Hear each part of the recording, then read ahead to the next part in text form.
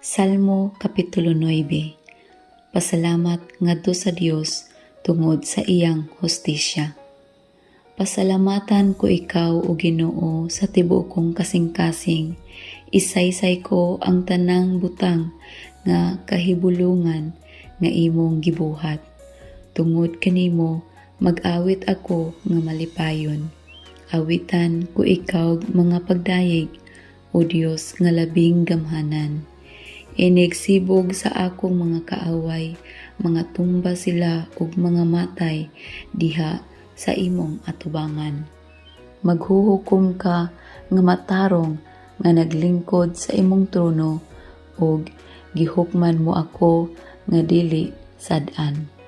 Imong gisilutan ang mga nasod o gilaglag ang mga dautan ug dili na gayud sila mahinumduman.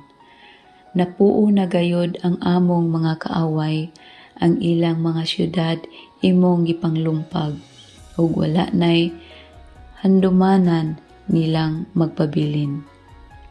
Apan ang Ginoo maghari hangtod sa kahangturan, andam na ang iyang trono alang sa paghukom. Naghari siya sa kalibutan, subay sa katarungan, ug hukman niya ang katawhan, subay sa kaangayan. Ang Ginoo tigpanalipod sa mga linupigan, dalangpanan siya panahon sa kasamok. Ang nakaila kanimo o Ginoo, musalig kanimo, kay wala mo man pakyasa ang midangop kanimo. Awitin ninyo pagdaig ang Ginoo, nga nagpuyo sa Sion, o suginli ang katawhan sa nabuhat niya.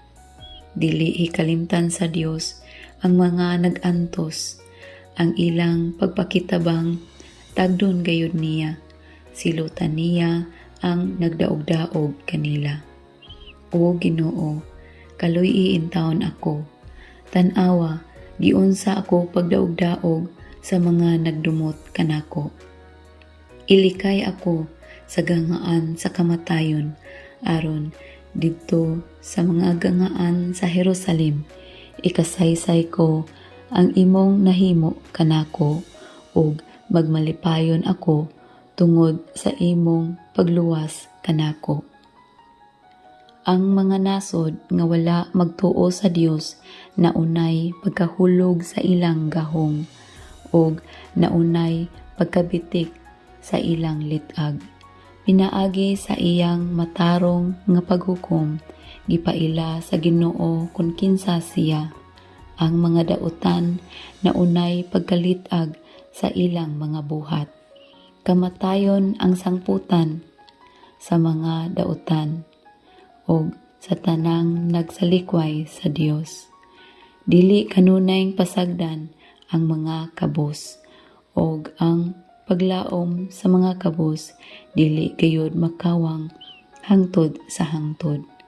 O Ginoo, ayaw itugot nga may mangahas pagsukol kanimo, ug hukmi ang wala magtuo kanimo.